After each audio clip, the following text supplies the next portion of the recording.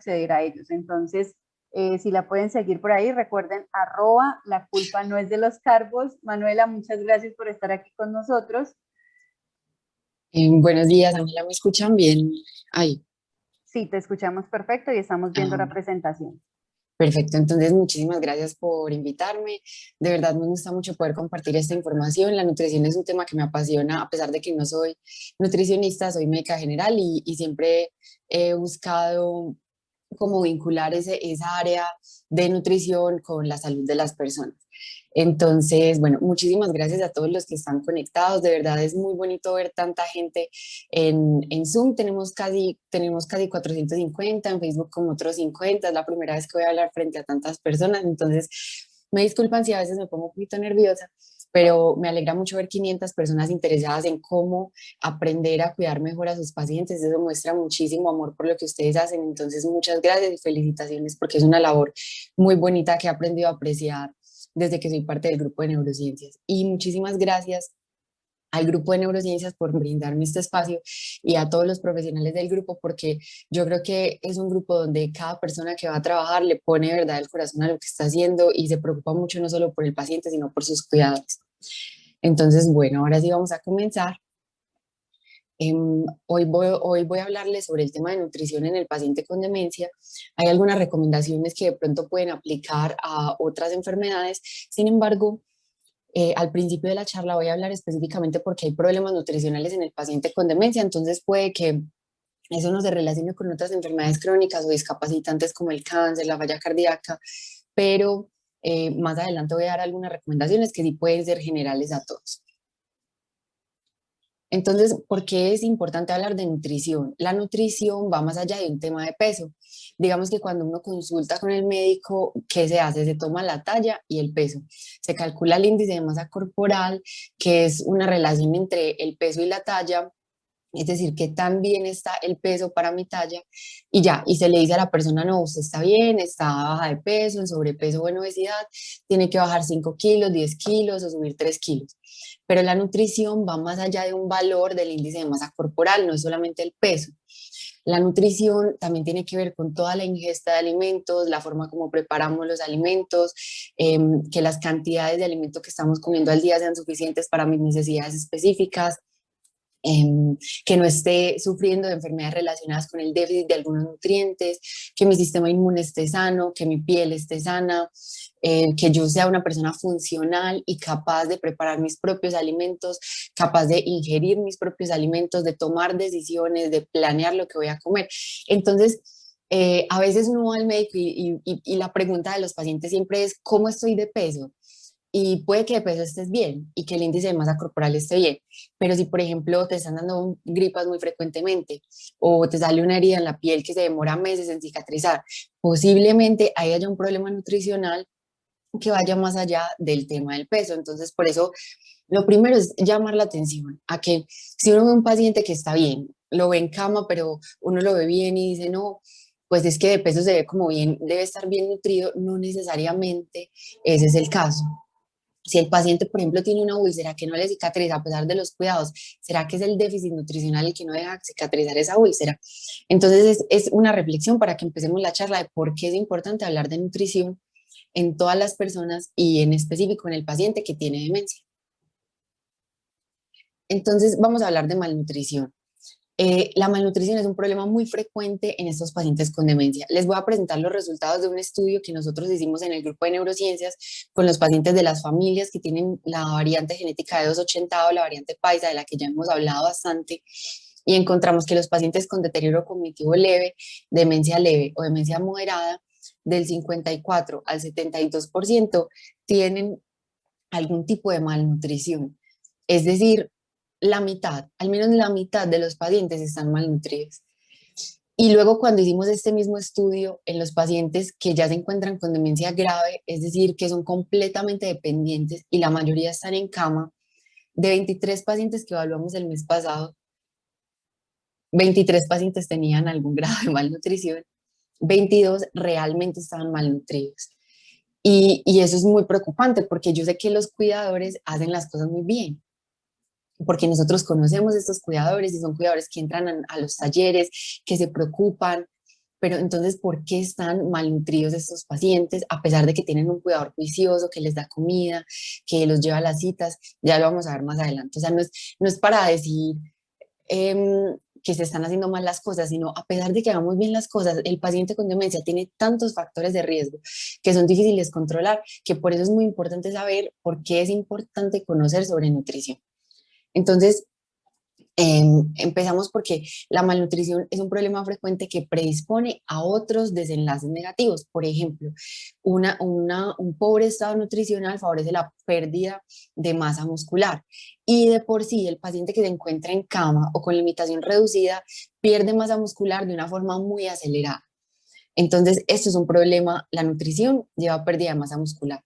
La nutrición y esto lleva a mayor discapacidad. Las alteraciones nutricionales también favorecen el riesgo de caídas y un paciente que se cae tiene mayor riesgo de fractura, de hospitalización y por ende también de muerte. Un pobre estado nutricional también se refleja en el desarrollo de úlceras por presión. Entonces, lo que aprendimos ayer y hoy sobre medidas para prevenir las úlceras por presión, como la correcta hidratación de la piel, los cambios de posición, el tendido de cama, el baño, son medidas supremamente importantes. Pero a eso hay que sumarle una buena nutrición, porque una piel que no tiene insumos para regenerarse, que los insumos son los nutrientes, pues por más crema que le apliquemos y por más que cambiemos de posición a nuestros pacientes, la piel no se va a poder regenerar. Un pobre estado nutricional también favorece el desarrollo de infecciones sistémicas graves como neumonía, infecciones urinarias, infecciones de la sangre. También un paciente con mal estado nutricional tiene más riesgo de estar hospitalizado. En la enfermedad de Alzheimer específicamente se ha demostrado que un mal estado nutricional favorece que el deterioro cognitivo sea más rápido. El pobre estado nutricional aumenta el riesgo de mortalidad y por supuesto que influye mucho en la calidad de vida, no solo del paciente, sino del cuidador. Entonces les voy a explicar cuáles son las causas que hacen que el paciente con demencia tenga problemas nutricionales. Y aquí una de las causas es el cuidador. Sin embargo, lo que les cuento de nuestros pacientes, la causa no es el cuidador, porque nosotros identificamos muy buen cuidado. Y me encanta que ustedes estén entrando a estas charlas para que vean qué está en sus manos, hasta dónde pueden ustedes prevenir un problema nutricional, pero también para que entiendan que la enfermedad de Alzheimer en general y las demencias traen consigo una pérdida de peso que nosotros hasta cierto punto podemos controlar, pero que también hay una parte que se sale de nuestras manos. Entonces, hay una cosa y es que hay genética, pues la genética y los factores ambientales pueden favorecer que se gane o se pierda peso. Por ejemplo, los factores culturales del tipo de alimentación que nosotros consumimos puede favorecer que se pierda o se gane peso y también la predisposición genética de las personas. La neurodegeneración, es decir, el daño o la pérdida progresiva de neuronas en el sistema nervioso central, en nuestro cerebro, puede favorecer la pérdida de peso y se ha demostrado específicamente en pacientes con Alzheimer, las áreas que controlan el apetito también empiezan a deteriorarse, así como se deteriora la memoria, se deterioran las áreas que controlan el apetito y es por eso que nuestros pacientes a veces desde fases muy tempranas de la enfermedad no tienen apetito y no quieren comer. Es muy importante que ustedes entiendan qué es normal en la enfermedad, porque eso alivia un poco la carga o la sensación de culpa que puede sentir un cuidador al ver que su paciente no quiere comer, pero si entendemos que hace parte normal de la enfermedad y ahora más adelante les voy a enseñar algunos trucos como para manejarlo, pues vamos a sentirnos un poco más tranquilos. También hay algo muy específico y es el compromiso cognitivo y comportamental que influye en el tema nutricional y eso ya se los voy a explicar más adelante. La inflamación, se ha propuesto que los pacientes con demencia tienen estados inflamatorios como por ejemplo también lo tienen los pacientes con cáncer y en el estado inflamatorio el cuerpo está en un estado de estrés en el que dice, hay una amenaza en mi cuerpo y tengo que combatirla y se gasta toda la energía combatiendo esa amenaza y eso favorece que se pierda el peso.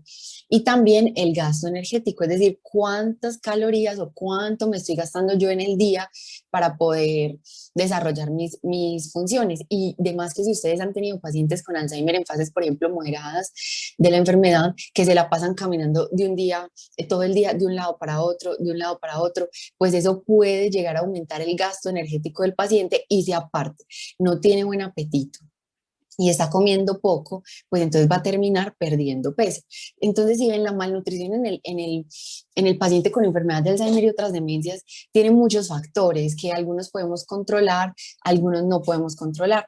Hay otro factor importante acá, por ejemplo, y es los fármacos. Los medicamentos que reciben nuestros pacientes no siempre están libres de efectos adversos. Por ejemplo, ayer el doctor David nos explicó eh, que la rivastigmina podría generar diarrea y una persona que todos los días tenga diarrea puede generar una mala absorción y favorecer problemas nutricionales. Entonces, también es muy importante cuando uno ve que el paciente pierde peso a pesar de que se le da mucha comida, se le presta atención a otros factores y el paciente sigue perdiendo peso o tiene poco apetito, preguntarse, ¿será que alguno de los medicamentos que está recibiendo mi paciente es el responsable de su alteración nutricional? Y es posible que la respuesta es sí.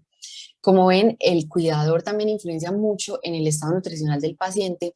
Tristemente, tenemos pacientes, no hablo específicamente de las familias, porque en realidad las familias de 280 son tan comprometidas y llevan tantos años trabajando con el grupo, pero hemos visto pacientes que tienen, por ejemplo, un solo cuidador que además tiene que trabajar. Entonces, eso es una situación supremamente difícil porque, digamos, es un paciente que está en cama, el cuidador además tiene que trabajar, no va a poder dedicarle una hora a darle cada alimentación, no va a poder preparar bien la alimentación y no es un tema de culpas, es simplemente realidades en las que nuestros pacientes a veces... sí, no tienen suficiente apoyo de los cuidadores, pero es que también si solo hay un cuidador, pues el cuidador no se puede sobrecargar, entonces este es un tema supremamente complejo.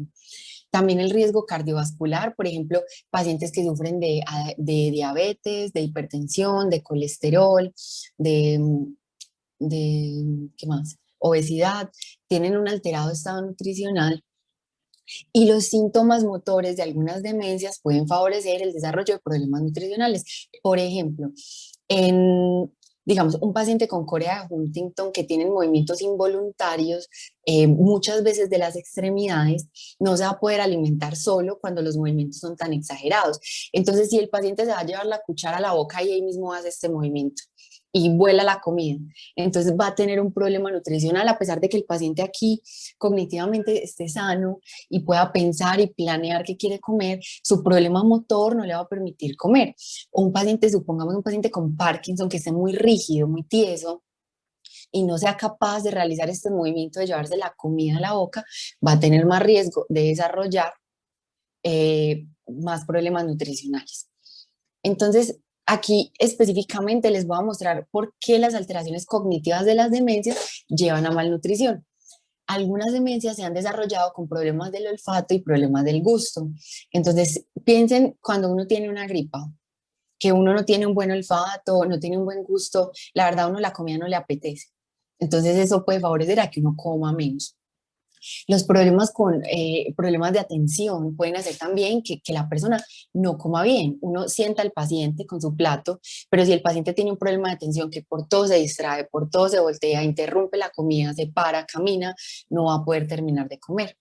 Si un paciente tiene problemas en su función ejecutiva, aquí les voy a decir problemas que van desde las etapas más leves hasta las etapas más graves de la demencia, ¿listo? Entonces, en estas etapas más leves, el paciente que tiene problemas en la función ejecutiva, es decir, en la planeación, no va a saber, por ejemplo, qué alimentos comprar, puede que se enrede, vaya al supermercado y no se acuerde si en la casa tiene arroz o no tiene arroz y luego no compre y se queda sin arroz, o llega a la casa y empieza a olvidar cómo se prepara, por ejemplo, unos frijoles y entonces no es capaz de planear cómo cocinar y a veces el paciente vive solo, entonces finalmente el paciente opta por no cocinar y no volver a comer. El paciente tiene fallas en las tomas de decisiones y termina, si se enreda cocinando y lo único que sabe hacer es arroz, pues termina comiendo arroz al desayuno, al almuerzo y a la comida. También los pacientes pueden presentar dispraxias, es decir, van olvidando la forma como se hacen las cosas y ustedes lo deben haber visto. El paciente primero trinchaba y luego ya solo come con cuchara y ya luego ni si le ponen una cuchara al frente y el paciente no sabe qué hacer con esa cuchara, entonces empieza a comer con la mano. Los pacientes con demencia pueden tener agnosia y son problemas en los que no reconocen algunas áreas visuales. Entonces, por ejemplo, si no está reconociendo el lado izquierdo, y justamente le sirven por el lado izquierdo, no va a ver el plato, no va a poder comer. También pueden tener cambios comportamentales, se pueden poner agresivos o se pueden poner irritables y entonces llega el momento de comer y el paciente está completamente agresivo y golpea a sus cuidadores o golpea a sus familiares porque le están insistiendo que coma.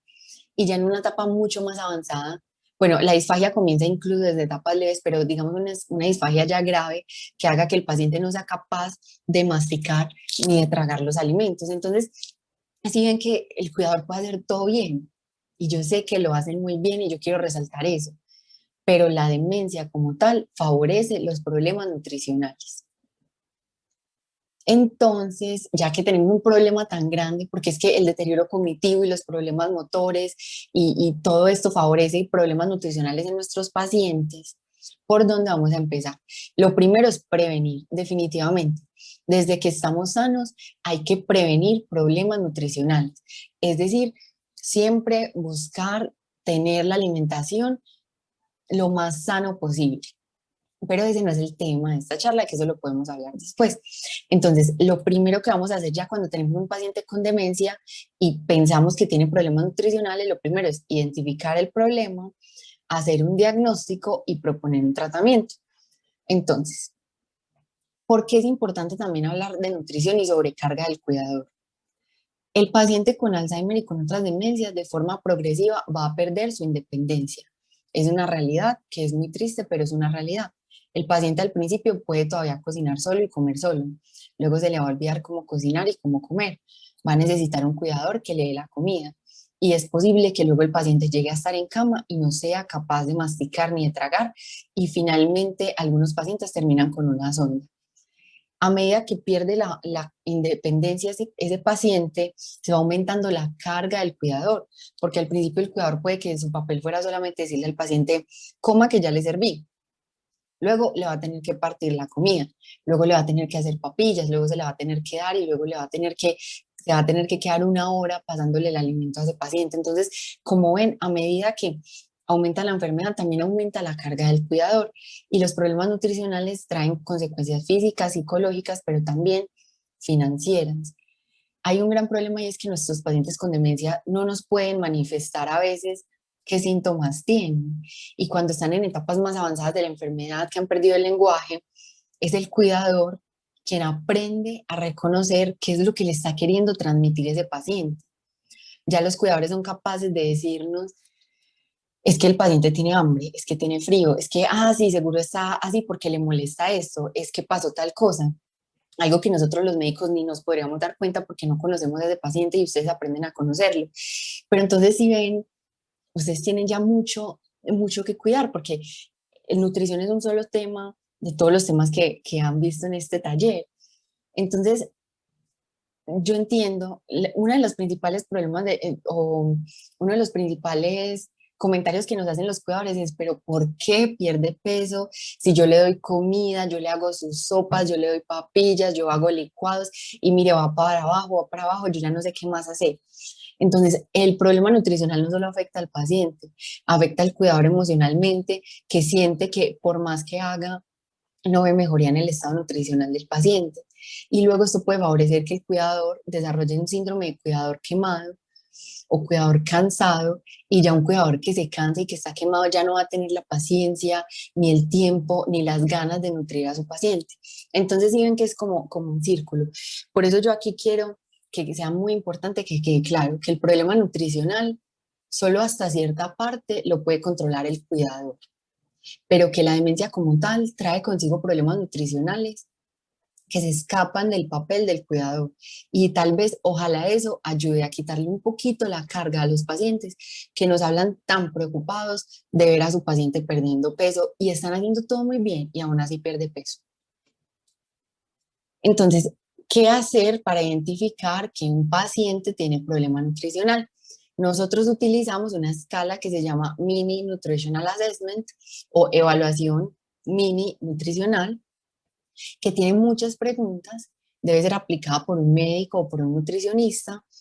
Y les voy a mostrar algunas de las preguntas que nosotros hacemos. De modo que si ustedes tienen su paciente y notan que algunas de estas preguntas les dan positivas, posiblemente su paciente tenga un problema nutricional y valdría la pena consultar con un médico o con un nutricionista o con alguien especializado en el tema. Bueno, esta escala se diseñó para adulto mayor. Sin embargo, los pacientes con demencia a veces se comportan como adultos mayores. Entonces, pues en el término de que desarrollan algunas enfermedades similares, son pacientes frágiles, entonces por eso la usamos. ¿Qué síntomas o signos preguntamos nosotros? ¿Ha tenido el paciente pérdida de peso o pérdida de apetito en los últimos 3 meses? El paciente tiene limitación para la movilidad, es decir, es un paciente que se puede parar solo, que se puede sentar solo, o es un paciente que está en cama. El paciente ha tenido en los últimos 3 meses una enfermedad crítica, como por ejemplo una enfermedad que lo lleva a una hospitalización, un infarto, una neumonía, un derrame, o ha tenido una situación de estrés. Por ejemplo, está pasando por un duelo, se le murió alguien cercano, se mudó un hijo de la casa, tiene problemas económicos, tiene hijos que tienen consumo de sustancias, alguna cosa así. El paciente tiene depresión o demencia. El paciente tiene úlceras o lesiones en la piel. El paciente toma más de 3 medicamentos en un día. El paciente tiene un bajo consumo de alimentos. Por ejemplo, que tome menos de 5 vasos de líquido al día, contando ahí todo, yogures, jugos, sopas, tintos, agua. O el paciente, por ejemplo, no tiene un buen aporte de proteínas durante el día, o no se come al menos 2 porciones de frutas o vegetales al día. Todo eso me hace pensar que de pronto tiene un bajo aporte de nutrientes. Preguntar si el paciente vive solo y es capaz de alimentarse solo, porque como les dije, una persona que depende de otra persona para ser alimentada, pues tiene más riesgo de desarrollar problemas nutricionales. Y es muy importante, también les preguntamos a los pacientes, ¿usted cree que usted está bien nutrido? ¿Usted cree que su estado de salud está bien? Porque el paciente que me diga, de verdad, yo creo que no estoy bien nutrido, mucha más atención le tengo que poner porque él mismo está identificando su problema. Y otra cosa importante es las medidas antropométricas, es decir, el índice de masa corporal, que es la relación del peso y la talla, el perímetro del brazo y el perímetro de la pantorrilla, porque esos son indicadores de las reservas nutricionales que tiene un paciente. Entonces, si ven, yo no sé si ustedes lo sabían hasta antes de esta charla, pero la nutrición no es solamente medir y pesar y listo, está muy bien de peso, ya usted está muy bien de la nutrición. La nutrición, miren todo lo que preguntamos, apetito, si se puede mover solo, qué medicamentos tiene, qué enfermedades tiene, si tiene lesiones en la piel, qué come. La nutrición es un tema supremamente complejo y por eso es que es una carrera aparte de la medicina, pero va más allá del peso y la talla del paciente. Y ya por último, en situaciones muy específicas, vamos a pedir para clínicos, es decir, ayudas diagnósticas, pueden ser exámenes de sangre que nos ayuden a identificar si hay un problema nutricional. Por ejemplo, una paciente, supongamos que estos son casos que nos llegan, una paciente con demencia leve, tiene además un problema de una hemorragia uterina anormal y sangra muchísimo, está perdiendo mucha sangre. Y además en su casa no hay con qué comprar suficiente comida. Entonces está comiendo muy pocos alimentos que tienen hierro. Esa paciente, pero pesa, tiene un buen peso, está perfecta de peso. Esa paciente tiene riesgo nutricional. Por supuesto, tiene mucho riesgo nutricional. Tiene demencia, tiene dificultades económicas para acceder a los alimentos, tiene un sangrado que le está haciendo perder mucho hierro y no está comiendo lo suficiente para reponer ese hierro. Esa paciente tiene todo el riesgo de tener una anemia. En esa paciente vale la pena mandar un examen de sangre a ver si tiene anemia, si tiene déficit de hierro, si tiene déficit de vitaminas. Entonces no todos los pacientes les vamos a pedir eso, pero a algunos sí les vamos a pedir. ¿Qué estrategias? Entonces ya vimos cómo diagnosticar los problemas nutricionales. Es muy importante. Si usted como cuidador dice, mi paciente tiene un problema nutricional, la verdad es que yo les creo. Si a mí el cuidador me dice, es que yo lo veo mal de la nutrición, yo le creo, porque es que ¿quién pasa más tiempo con el paciente que el cuidador? Y si el cuidador llega manifestándole al médico, este paciente está mal nutrido, lo más seguro es que el paciente esté mal nutrido y haya que prestarle atención. Ahora, ¿qué vamos a hacer para solucionar esos problemas nutricionales? Ya hemos visto que las intervenciones farmacológicas en los pacientes con demencia son muy pocas y que no tienen intenciones curativas. La nutrición tampoco va a curar a un paciente con demencia, tristemente, pero sí nos puede ayudar a mejorarle su calidad de vida, nos puede ayudar a que el deterioro cognitivo no sea tan rápido, nos puede ayudar a prevenir otras enfermedades y otras complicaciones asociadas. Entonces, hay pocos medicamentos que ayuden en demencia, ¿cierto? Pocos medicamentos ayudan en demencia, pero la nutrición ayuda bastante con otras cosas relacionadas con la demencia. Es por eso que ahora los pilares hacia el tratamiento de la demencia, más allá que medicamentos, van más allá de los medicamentos y se basan en estilos de vida saludables y en un manejo integral. El paciente con demencia y cualquier paciente con una enfermedad crónica debería tener una evaluación por nutricionista, porque yo estoy hablando de demencia, pero la verdad es que un paciente, por ejemplo, con cáncer también tiene pérdida del apetito, también está en un estado inflamatorio, también tiene estados a veces de inmovilidad, le toca quedarse en cama y tiene también mucho riesgo de sufrir de problemas nutricionales. Todos los pacientes que tengan una enfermedad crónica deberían ser evaluados por un nutricionista. Les voy a empezar a hablar ya de estrategias terapéuticas no farmacológicas, es decir, no medicamentosas para tratar problemas nutricionales relacionados con la demencia, pero pueden servir para otras enfermedades. Lo primero, lo que a veces uno menos piensa que pueda servir, pero que realmente sirve muchísimo, muchísimo, es crear un ambiente placentero y agradable para las horas de alimentación. ¿Qué significa eso? Los pacientes desde etapas tempranas de demencia, desde la demencia leve o moderada, pueden ser muy reacios a comer, pueden ser irritables, puede ser que se les sirva la comida en la mesa y el paciente no se quiera sentar a comer. ¿Qué podemos hacer ahí? Han visto en estudios que, por ejemplo, en hogares geriátricos, en los que en la sala de alimentación hay, por ejemplo, un acuario, les ponen música relajante, permiten que los adultos mayores se sienten uno frente a otro y puedan interactuar. Todas esas estrategias hacen que la persona coma más. Entonces hay que procurar con los recursos que tenemos en casa hacerle un ambiente placentero y agradable a los pacientes con demencia para que puedan comer y en general a cualquier persona. Piensen a ustedes si les gustaría comer frente, por ejemplo, como a veces nos toca comer a nosotros porque vimos a la carrera frente a una pantalla trabajando, embutiéndonos, o si preferiríamos comer con una buena música en el comedor de nuestra casa, con nuestros familiares, hablando de lo que nos ha pasado en el día. ¿Cómo comería uno mejor? ¿Cómo disfrutaría uno más comer? A veces, por ejemplo, nosotros estamos tan ocupados trabajando que decimos, no, qué pereza, yo que voy a comer acá frente a esta pantalla y no comemos.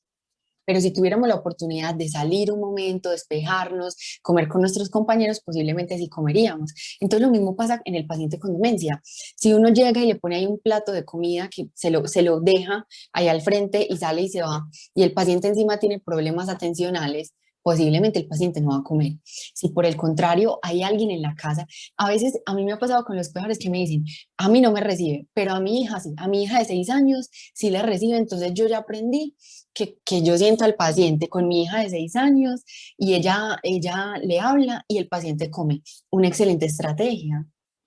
Entonces hay que aprender a conocer qué estrategias hacen que nuestro paciente sí coma.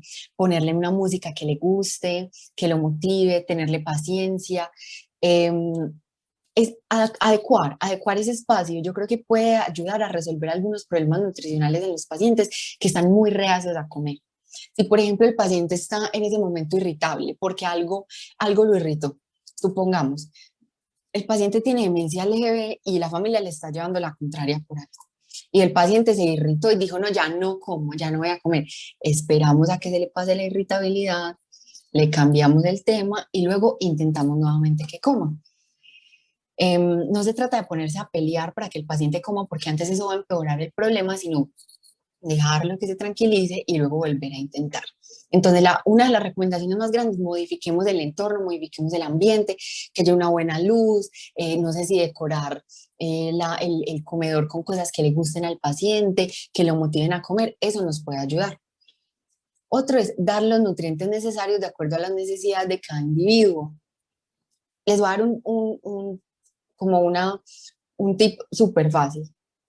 Si mi paciente está subiendo de peso y sube de peso y sube de peso de forma indefinida, el paciente lo estamos engordando, o sea, le estamos dando más comida a la que necesita, porque el objetivo no es subir de peso de forma indefinida. Entonces, ¿qué hay que hacer? Empezar a balancear un poco las porciones. Si por el contrario mi paciente baja de peso y baja de peso y baja de peso es porque no está recibiendo los nutrientes que necesita. Ahí que sería muy importante tener una asesoría con médico, con nutricionista, mostrarle a ese médico o a ese nutricionista, decirle, mire, esto es lo que come al desayuno, esto come al almuerzo, esto come la comida, esto lo doy de algo, esto lo doy de media mañana, y analizar si es que en esos nutrientes está faltando algo. Entonces, mire que son de acuerdo a las necesidades. Un paciente que está en cama, que ha perdido mucho peso, necesita menos comida en general que un paciente que todavía camina mucho y que todavía es capaz de comer. Entonces las necesidades de los nutrientes dependen de cada individuo. Por eso yo no les voy a decir acá a todos los pacientes con demencia les tenemos que dar un huevo al día, un vaso de leche al día, porque es que eso depende de cada paciente. Pero el consejo fácil es, si el paciente viene subiendo mucho de peso, posiblemente le estamos dando más de lo que necesita. Y necesariamente ya vemos que tener más peso no es un sinónimo de tener mejor estado nutricional. Si el paciente viene perdiendo mucho peso, pues posiblemente es porque, aunque le estén dando buena cantidad de comida, tal vez no es suficiente o tal vez la comida que le están dando no tiene los nutrientes suficientes y por eso hay que sentarnos, evaluar qué le están dando y planear estrategias. Aquí yo sí recomiendo mucho, mucho la ayuda de un profesional. Ahora, evitar dietas restrictivas. ¿Qué son dietas restrictivas? Por ejemplo, en el paciente con diabetes, nosotros restringimos los azúcares, ¿cierto? En el paciente con hipertensión, restringimos el consumo de sal. Sin embargo, a veces nos vamos a extremos en el que al paciente, por ejemplo, ya no le dan nada de sal en el día, nada. En esa casa no volvieron a cocinar nunca con sal y todo se come simple y luego uno va a ver y antes el paciente está sufriendo de problemas del sodio porque ya restringieron el sodio al mínimo. Entonces, siempre mirar que aunque una de unas recomendaciones no se trata tampoco de restringir del todo. Por ejemplo, el paciente con falla renal o con falla cardíaca que tiene mucho edema, está muy hinchado, el médico que le dice a la familia, no, tiene que restringir los líquidos, pero no le dice a cuánto, o la familia no entendió a cuánto, o la familia no sabe qué es 1 litro o 2 litros. Y luego no le dan suficientes líquidos y va uno a ver y el paciente está completamente deshidratado. Entonces hay que evitar llegar a extremos. Y hay otras cosas, por ejemplo, un paciente en una fase terminal de su enfermedad, en una demencia terminal, que tenga diabetes. Hay que negociar con el médico y hay que ver si realmente hay en este momento indicación de restringir tanto el azúcar o si se le pueden dar algunos alimentos que al paciente le gustan, que contienen azúcar en cantidades en las que no lo vayan a llevar a una complicación aguda, pues que no lo vayamos nosotros antes a generar daño porque lo sobrecargamos de azúcar, pero si está en una fase terminal de la enfermedad, ¿no será que podemos darle algunos alimentos que él disfrutaba? Entonces, evitar esa restricción, negociar con el médico y decirle hasta qué punto le puedo dar yo estas frutas a mi mamá, hasta qué punto tengo que quitar yo la sal de la alimentación. Ese tipo de cosas son muy importantes para llevar a problemas nutricionales. Ahora, ¿qué podemos hacer? Fortificar las comidas. ¿Qué significa fortificar las comidas? Si el problema es pérdida de peso, o sea, el paciente viene perdiendo peso y encima no tiene apetito y come muy poquito, lo poquito que nos reciba tiene que ser muy cargado de energía. Entonces, ¿cómo hacemos eso? Utilizamos alimentos que sean muy densos energéticamente. ¿Qué significa eso? Que en una porción pequeñita tengan muchas calorías. ¿Qué tipo de alimentos son esos? A veces podemos crear batidos en los que mezclemos varios ingredientes. Por ejemplo, nosotros con la Universidad de Antioquia, la Escuela de Nutrición y Dietética y los estudiantes de séptimo semestre de Nutrición y Dietética, ellos nos ayudaron a crear un recetario para pacientes que vienen con pérdida de peso. Y en ese recetario creamos batidos que tienen muchas calorías en poca cantidad. De modo que si mi paciente no me quiere recibir una comida completa, pues entonces le doy un batido de estos que tenga muchas calorías para que por lo menos vaya cargado de nutrientes en una pequeña porción. Entonces, ¿qué ingredientes recomendaba en esos batidos los estudiantes de nutrición y la profe nutricionista? Que agregáramos, por ejemplo, avena. O sea, uno en la licuadora puede poner 2, 3 cucharadas de avena con una fruta como el banano o una manzana, mango, piña, fresas, cualquier fruta, agregarle leche entera, por ejemplo, si no hay pues como problemas de intolerancia, agregarle, por ejemplo, una cucharada de crema de leche o agregarle una tajada de quesito, quesito en un batido, sí, se puede poner quesito en un batido, porque así le estamos dando más aporte de proteína y de grasas, más calorías a ese batido. ¿Qué más le podemos echar? Una cucharada de aceite de oliva. Entonces, si ven, es muy diferente yo hacer un batido que tenga medio banano y un vasito de leche, a un batido que me quede del mismo tamaño, pero que a la vez yo le eché 2 cucharadas de avena, una cucharadita de aceite de oliva, le eché otra fruta, entonces ese batido me va a quedar más cargadito energéticamente y va a estar como, por decirlo así, fortificado. Esos son ejemplos. Ahora, que no tiene casi energía y que debemos evitar si el paciente se llena rápido y está perdiendo peso. Las sopas, la mayoría es agua. Entonces, si mi paciente come bien poquito y encima yo lo lleno con una sopa que solamente es agua, pues básicamente no estoy haciendo nada porque ahí yo no le estoy dando nutrientes, no le estoy dando las grasas, los carbohidratos, las proteínas que necesita. Por el contrario, una crema en la que yo mezcle que el brócoli, la papa, la carnita o el pollo, zanahoria, leche, avena, si esa crema está más, pues miren que ya ahí ya no es agua. Esa crema ya es el producto de un montón de ingredientes nutritivos. Entonces, eso es una buena recomendación. Un jugo que, por ejemplo, yo hice 2 mangos para 2 litros de jugo. Pues ese jugo, yo le puedo dar 3 vasos de jugo a mi paciente y llenarlo a punta de jugo, pero ese jugo no tiene casi nutrientes, no tiene grasas, carbohidratos ni proteínas. Entonces, en conclusión, si el problema es que el paciente casi no come, se llena muy rápido y está perdiendo peso, yo tengo que procurar que lo que se coma sea nutritivo. Esa es como la conclusión. Entonces, más bien le doy primero el seco y si quedo con hambre, le doy la sopa, porque la sopa lo puede llenar, pero no lo nutre tanto como un seco. ¿Listo? Otras estrategias.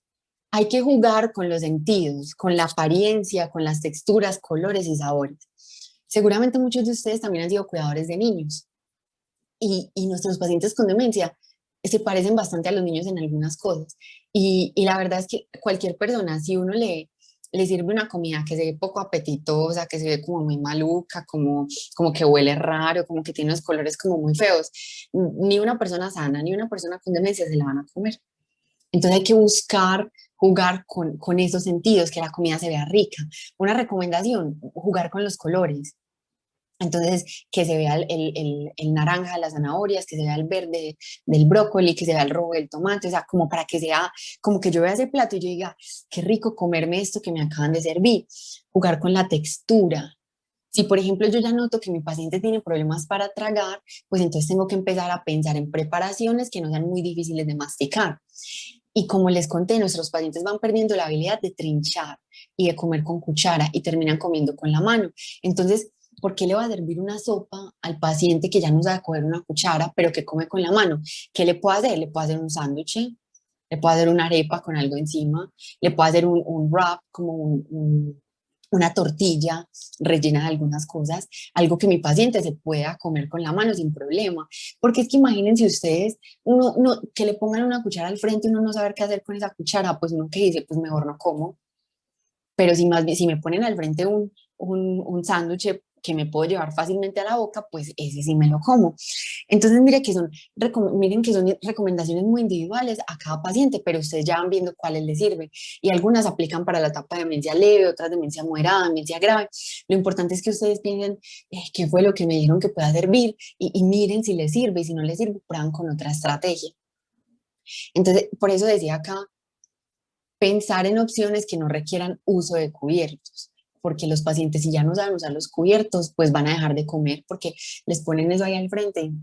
Y también pienso, el paciente todavía come solo con la mano y le sirven una sopa. Entonces, ¿quién le va a tener que dar esa sopa al paciente? El cuidador. Y el cuidador aparte tiene que trabajar, tiene que cuidar a otro paciente, tiene que hacer la comida, tiene que limpiar. Entonces, quítense un poquito la carga de ustedes como cuidadores, haciéndole también más fácil la alimentación al paciente.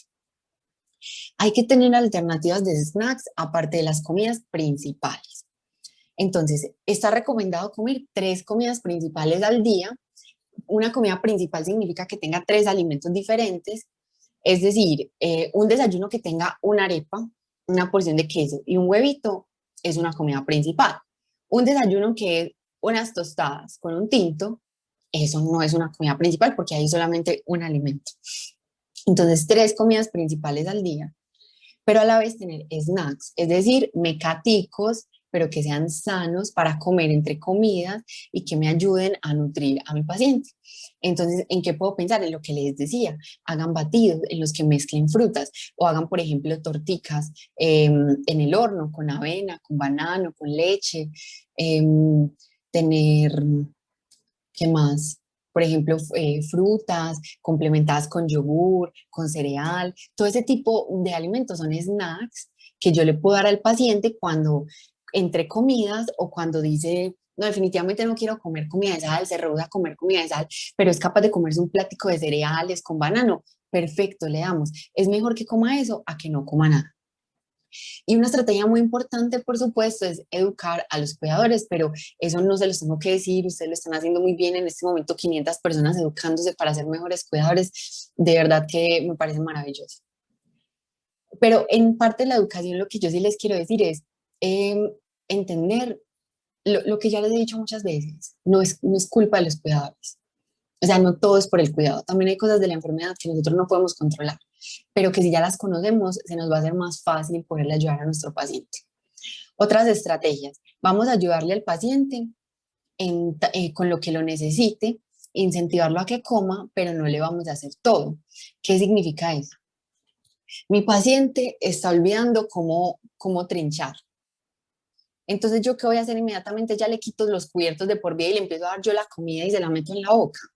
No, porque ustedes cómo se sentirían si ustedes están teniendo dificultad con algo y ya de una se los prohíben y ya no lo pueden volver a hacer. No, si ya no sabe trinchar, pues entonces yo le colaboro con lo que necesite. Pues si todavía mastica bien, pues yo le parto la carne, le parto el plato en porciones más pequeñas y lo dejo que coma con el tenedor o con la cuchara. Entonces, ¿qué significa eso? No le voy a hacer todo, pero tampoco lo voy a dejar ahí súper embalado, trinchando una carne que ya no es capaz.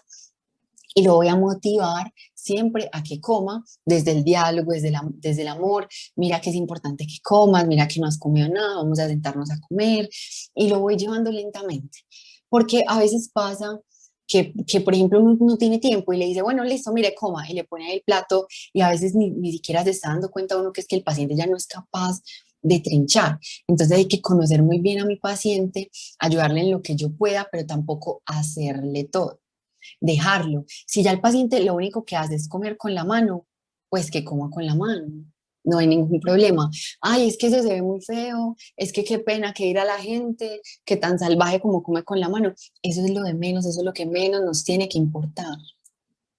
Lo que la gente quiera pensar, pues está bien, que piensen lo que quieran, pero si nosotros tenemos un paciente enfermo y la única forma de nutrirlo es que el paciente coma con la mano, pues que coma con la mano y la gente puede pensar lo que quiera pensar.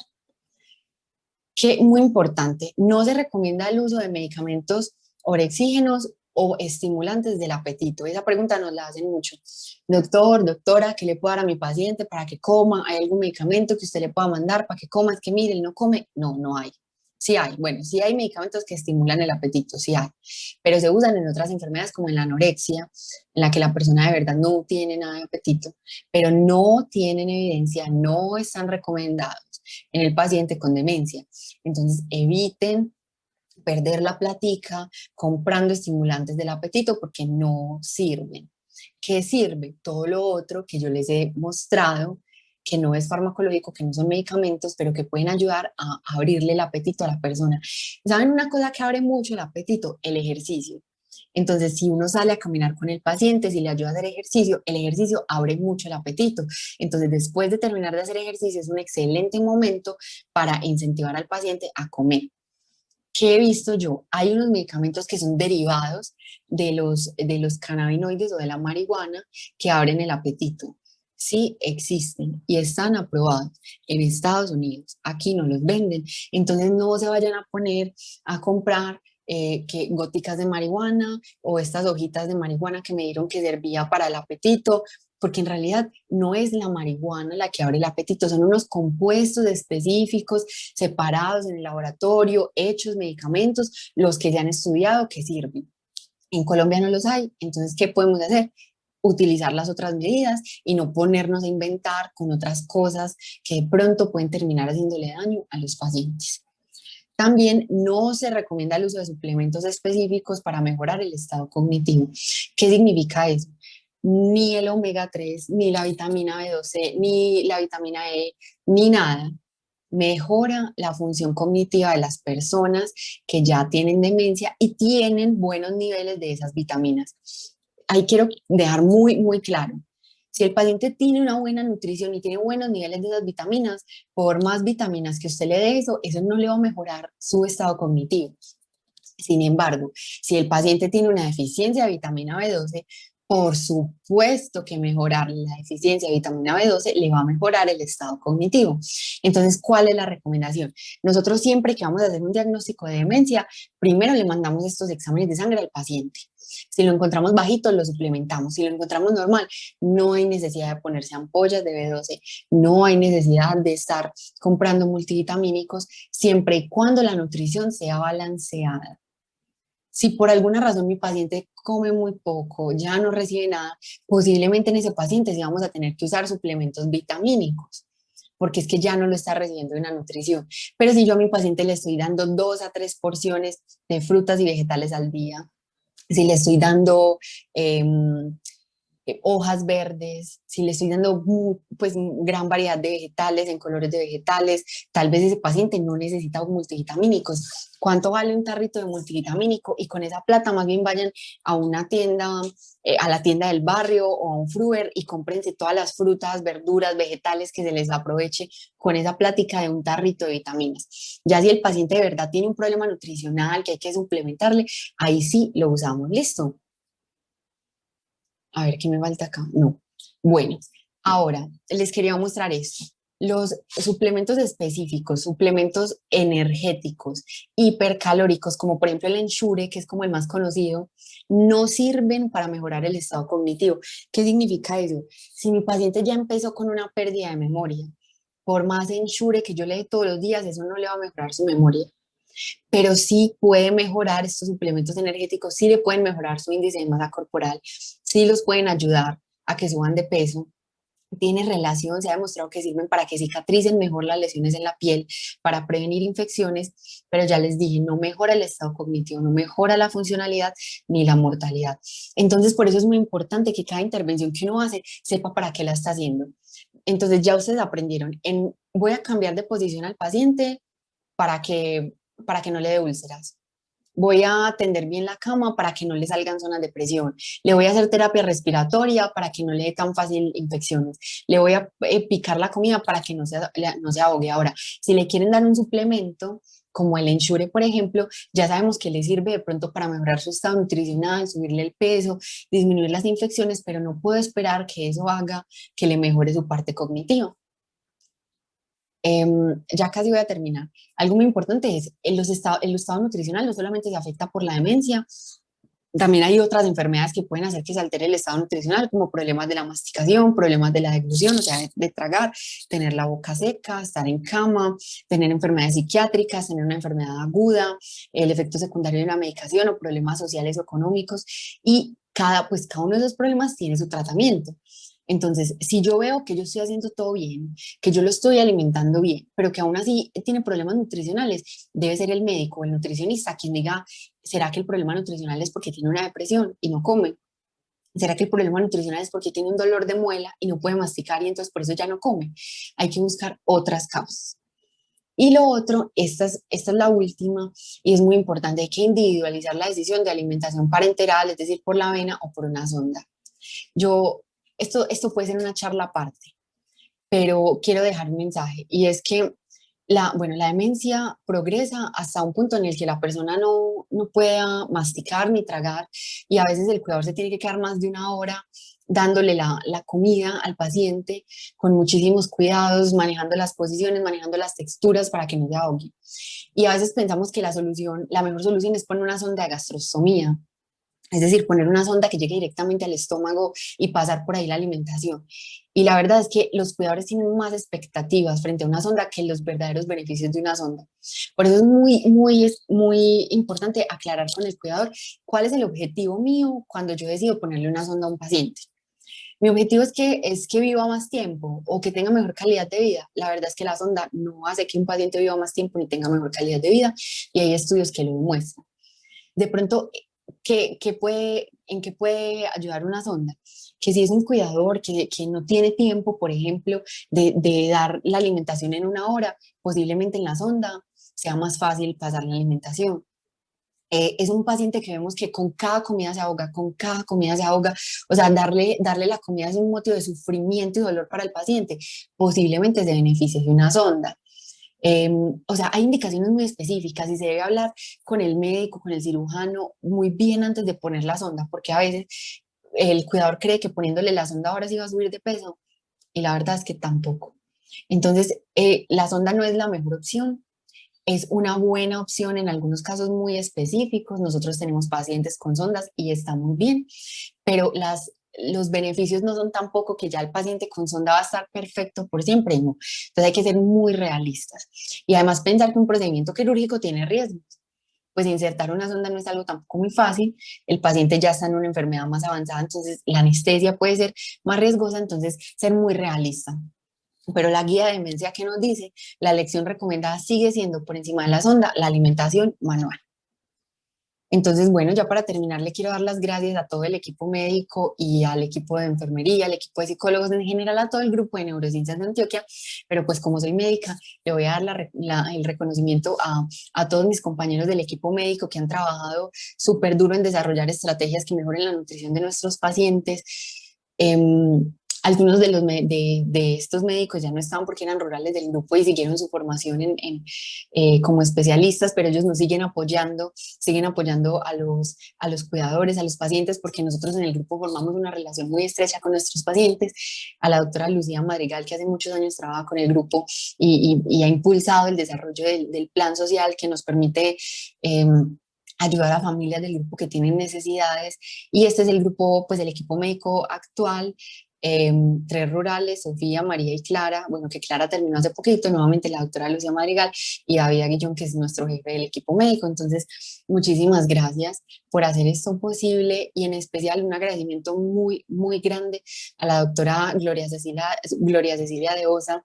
Ella es nutricionista, dietista, es especialista y magíster en alimentación y nutrición humana, profe de la Escuela de Nutrición y Dietética de la Universidad de Antioquia, que hace casi 2 años se unió al grupo de forma altruista y nos ha ayudado a evaluar pacientes, a crear estrategias para tratar a nuestros pacientes, nos ha educado a los médicos, nos ha dado material, nos ha apoyado en la investigación, nos ha prestado a sus estudiantes para enseñarles y para aprender de ellos, para que evalúen a nuestros pacientes. Entonces, a la doctora Dosa, muchísimas gracias porque de ella he aprendido muchísimo para poderles dar esta charla.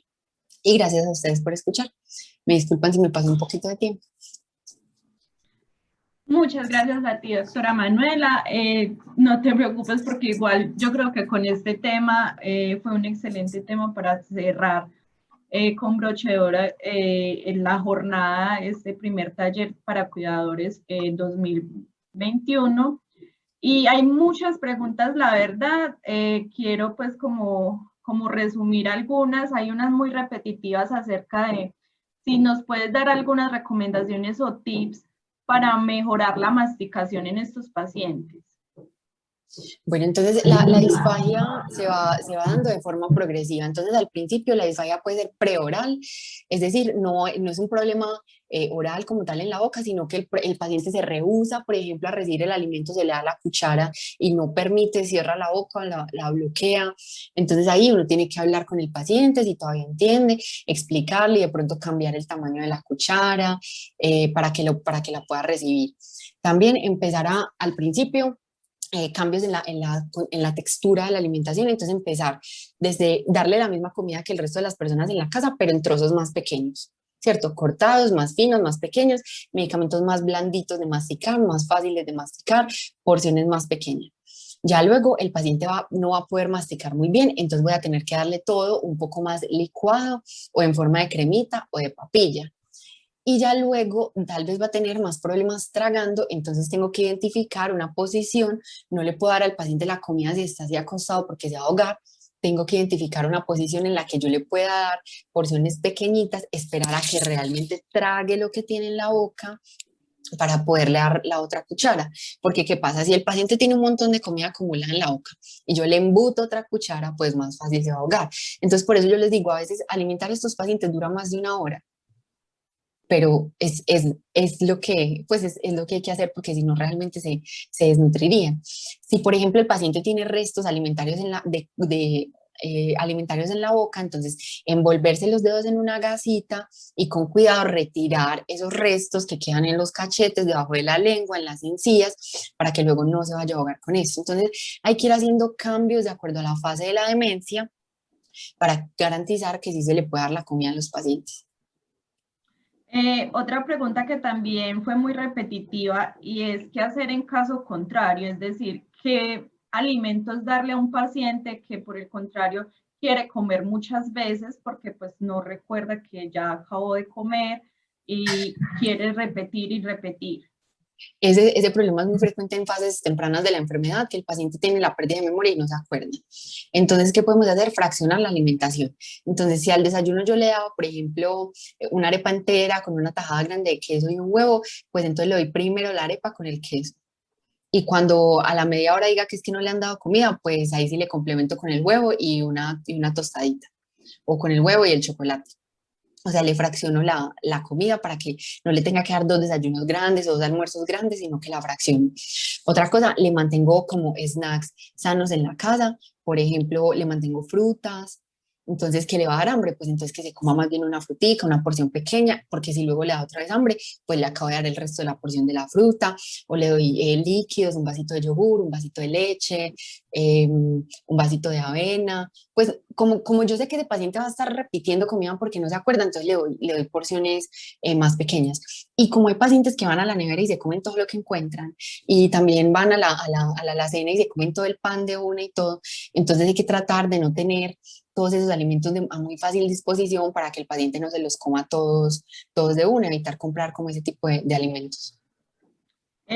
¿Usted recomienda o se recomienda que un abuelo sea vegano? Pues la verdad a mí me gusta mucho la alimentación basada en plantas y creo que es excelente para muchas personas, pero yo no diría así, sean veganos y ya, sino que la persona que desee ser vegana debe consultar primero con un nutricionista experto en alimentación vegana para que le organice una dieta muy balanceada. En términos generales, yo no lo recomendaría para un adulto mayor, porque lo veo muy difícil, pues veo muy difícil que sea capaz de seguir todo lo que requiere una alimentación vegana con el rigor para que no se vaya a desnutrir. Entonces, en términos generales, no lo recomiendo y porque con una alimentación que tenga productos animales se pueden lograr también buenos resultados en el adulto mayor. Entonces, en términos generales, no, pero quiero dejar claro que no estoy en contra del veganismo ni del vegetarianismo porque me parecen excelentes dietas, pero debe hacerse asesorado siempre. Nos preguntan, un paciente con enfermedad de Alzheimer y que sufrió esofagitis, ¿qué alimentos debe evitar o qué recomendaciones con ese aporte calórico y nutricional? Bueno, en términos generales, en la esofagitis está inflamada la mucosa del esófago. Entonces, debo, por ejemplo, muy importante, después de comer, quedarme parado o en una posición semisentado al menos una hora. Es decir, no comer y ahí mismo acostarse del todo, porque eso favorece que se devuelva el alimento y se devuelva el ácido del estómago y queme esa pared del esófago. Entonces, términos generales, no comer y hacer siesta, sino comer y de pronto dar una caminadita o quedarse en una posición así. Evitar el licor y el cigarrillo, supremamente importantes, son de las peores cosas que hay para la esofagitis. Y los alimentos que tengan muchos condimentos o mucho contenido así como de productos artificiales. Entonces buscar una alimentación lo más natural posible, en porciones pequeñas, no dejar a la persona muy llena, que se revienta porque eso favorece que se devuelva el alimento, pero principalmente los condimentos y las salsas. Yo creo que es de lo que más se debería evitar en la esofagitis y las gaseosas. ¿Cuál es la diferencia entre suplemento y complemento? Bueno, suplementar es dar cuando algo hace falta. Entonces, por ejemplo, si yo tengo bajita mi vitamina B12, pues necesito un suplemento. porque ya la tengo bajita y necesito suplementarlo para reponerla. Complementar es cuando la alimentación de pronto, yo tengo buenos niveles de B12, pero la alimentación que estoy consumiendo de pronto está muy bajita en algún nutriente, entonces yo lo complemento para que no me quede muy bajita en un nutriente, pero no es que esté suplementando un déficit, sino que estoy como previniendo que me dé un déficit. Y finalmente, entonces, yo sé que tú nos mencionaste durante la presentación, pero algo rapidito, unos tips rápidos para recordar que nos permitan cómo saber si un adulto mayor está desnutrido. Listo, entonces esa diapositiva era muy importante, esperen un segundito. Yo vuelvo y la pongo si quieren le toman un pantallazo. Eh, Uno, mi paciente viene con pérdida de peso. Bueno, los problemas nutricionales no solo son por pérdida de peso, también hay ganancia de peso y puede tener problema nutricional. Entonces yo diría, uno, mi paciente sube o baja de peso pues con mucha frecuencia, o sea, viene subiendo de peso, viene bajando mucho de peso. Otro, mi paciente come en exceso, o mi paciente tiene pérdida del apetito. Otro, mi paciente tiene problemas que lo lleven a tener una limitación en su movilidad, que no se pueda desplazar a la comida, a la cocina para preparar comida, que no se pueda desplazar al comedor para comer. Mi paciente tiene una enfermedad crítica, una enfermedad grave o una situación estresante, también cuenta el estrés emocional. El paciente tiene depresión o demencia, el paciente tiene lesiones en la piel que no mejoran, el paciente toma más de 3 medicamentos porque eso favorece los problemas nutricionales. Ahora no vayan a suspender los medicamentos de los pacientes si tienen más de 3. Hay que evaluarlo con el médico a ver si esos medicamentos le pueden generar problemas nutricionales. Mi paciente está comiendo poco o en mi casa hay poca comida por diferentes situaciones, tengo riesgo de tener problemas nutricionales. El paciente no puede comer solo o el paciente vive solo pero ya no sabe cocinar. El paciente o el cuidador consideran que tienen problemas nutricionales o ya si son situaciones pues muy específicas en las que sea un paciente muy enflaquecido por el brazo, por la pantorrilla o por un peso muy bajo. Si yo noto algo de esto en mi paciente, posiblemente tiene una alteración nutricional y hay que estudiar. Bueno, doctora Manuela, muchísimas gracias. Bueno, otra pregunta también que fue muy repetitiva y es unos tips, yo sé que usted también los mencionó, pero también si nos puede recordar tips para evitar que los pacientes no se ahoguen, por ejemplo, mientras están almorzando. Entonces, uno, modificar las texturas, trozos más pequeños, medicamentos que no sean muy secos, alimentos no muy secos, tenerle ahí siempre un vaso de líquido, como por si de pronto el problema es de sequedad bucal, entonces que la contextura de los alimentos sea un poco más húmeda o tener ahí un vaso de líquido, la posición. Pues un paciente que está comiendo así sentado, acostado, se va a ahogar mucho más fácil, no distraerlo. O sea, yo sé que les dije que les hablaran y todo, pero si yo noto que mi paciente tose muy frecuentemente, pues posiblemente mejor no le hablo, porque si cuando está comiendo y me intenta hablar, ahí se puede ahogar. Ese tipo de cosas se pueden hacer. Bueno, doctora, muchísimas gracias por aceptar esta invitación. Yo creo que debemos de hacer otra charla específica de este tema porque las preguntas en el chat no paran y quedamos corticos de tiempo. De igual forma, las felicitaciones por parte de todos los asistentes a Muchas usted, a su gracias. trabajo y a esta presentación. Muchísimas gracias. Bueno, que acaben de tener una feliz tarde y de nuevo muchas gracias por conectarse. Bueno, muchas gracias a la doctora Manuela Gómez por la presentación, por siempre estar atento a cuando le pedimos que queremos aprender de ella. Entonces, recuerden que igual, más adelante vamos a tener alguna otra charla de la doctora Manuela. No hay, digamos que podemos continuar organizando nuestras preguntas más adelante en algún otro momento. Le invitaremos porque sabemos que siempre que ella asista nos va muy bien con los temas que nos presenta. Bueno, entonces, para terminar, queremos hacer dos cosas. Uno, queremos agradecerles a nombre de todo el equipo, todo el staff de neurociencias y del área de neurosocial y comunicaciones, porque todo este año vamos a seguir trayéndoles a ustedes charlas, conferencias y diferentes aprendizajes. Les queremos recordar que actualmente el grupo de neurociencias está haciendo un estudio para medir qué tan consciente es un paciente con demencia de sus síntomas de memoria y comportamiento. Si usted es cuidador o cuidadora de un paciente con demencia leve y tanto el paciente como usted quisieran participar en este estudio, pueden escribirle a la doctora Claudia Ramos al siguiente correo: claudia.ramos@gna.org.co.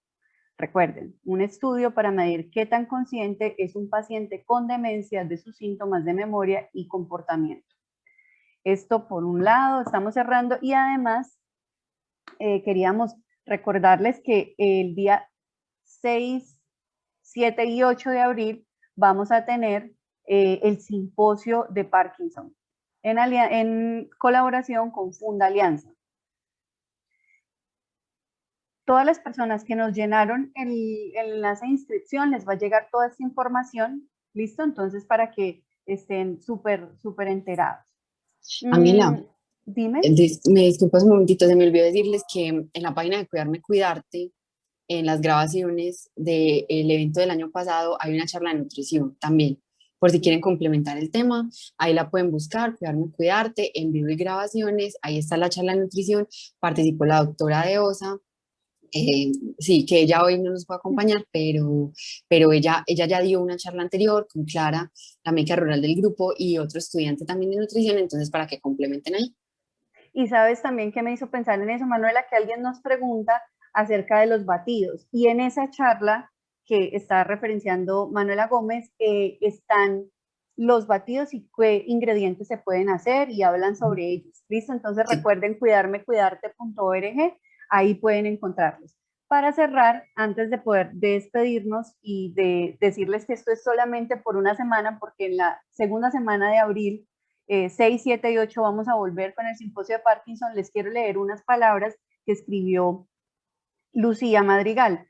Ella siempre nos llena el corazón con sus palabras, y yo creo que puedo decir de parte de todo el grupo de neurociencias que nos acogemos al mensaje que ella les quiere transmitir y que yo en este momento les voy a leer. ¿Listo? Empezamos. Hoy termina nuestro ratito de respiro y por eso quiero dar las gracias a todos y a cada uno de los expositores por sus ponencias, de las cuales estoy segura fueron preparadas con todo el amor y estando conscientes de que mucho nos aportaban a todos aquellos quienes asumimos en algún momento el difícil rol de cuidar. Espero que todos nos hayamos fortalecido para brindar cada vez mejores condiciones y oportunidades de calidad de vida a nuestros pacientes y muy especialmente a nuestros cuidadores. A los cuidadores yo quiero darles en esta tarde gracias por estar ahí y aquí, por permitirnos entrar en su familia y hacernos partícipes de sus historias de vida. Hoy estamos aquí, donde habita el olvido, en ese interior de mirada perdida, de ausencia y vacío. Allí, en tu mundo lejano, donde todo se obstruye en el indomable desierto de tu vida y la mía. Hoy se escapa el recuerdo y no logras hallarlo. Hoy ya no me reconoces ni recuerdas tu vida, de tus hijos, no hablas y de tus nietos tampoco. Y quisiera poder expresarte todo lo que siento, todo lo que sufro y todo lo que gozo. Yo sé que todo de mi alma brota es un conjunto de sentimientos, dolor, angustia, impotencia, pero al mismo tiempo amor, ternura, dulzura, alegría y grandes satisfacciones. Por eso, quiero estar a tu lado donde pueda abrazarte. Me reinventaré como pueda y pensaré en tu amor. Trataré de entenderte y, como siempre, cada vez que te miro, intentaré yo besarte. Iré a cualquier parte siempre que sea hacia adelante y haré 1000 piruetas para que no veas mi corazón sangrante. Hoy quizás no es buen día, pero trataré de mimarte como tú me mimabas cuando yo me agobiaba. Es muy mágico el mundo, pues siento que cada vez te entiendo más. De una y 1000 formas, en cada abrazo te cuento lo que quiero que sepas. Que me causa quimera, que para mí es una barrera, pues te echo de menos, aunque te tengo tan cerca. No estés triste, te digo, y sé que no me lo entiendes. Y aunque del mundo te marches y el recuerdo se escape, aunque tú ya no me hables y el silencio aprisione, tus palabras están dichas y tu amor es eterno. El amor es locura, pero el amor todo lo cura. Por amor yo te cuido, pero me siento agotada. Estas palabras nos las regala Lucía Madrigal y, como les digo, todos nos acogemos a ellas porque desde el grupo de neurociencias sabemos y valoramos la tarea tan exigente que es el ser cuidador y cuidadora. Muchas gracias a todos ustedes por estar aquí, muchas gracias por acompañarnos, a todas las personas que están en Facebook también y que nos han saludado, muchas gracias. Desde el grupo de neurociencias, desde el Plan Social, Neurosocial y Comunicaciones, les damos un abrazo a la distancia. Recuerden que continuaremos comunicándonos con ustedes. Síganos en nuestras redes sociales para poder seguirles informando de los eventos que tendremos en este 2021, el año de la prevención, cuidarme, cuidarte. Muchas gracias, Joana, por acompañarme. Muchas gracias a ti, Ángela, muchas gracias a todos los asistentes, a los conferencistas.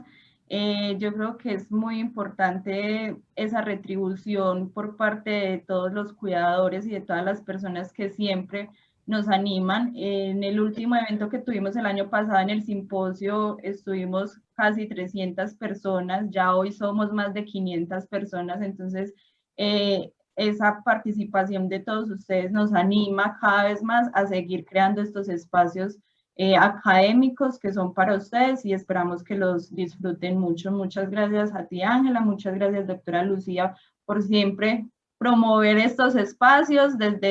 Desde la creación del grupo siempre has pensado en los cuidadores y muchas gracias.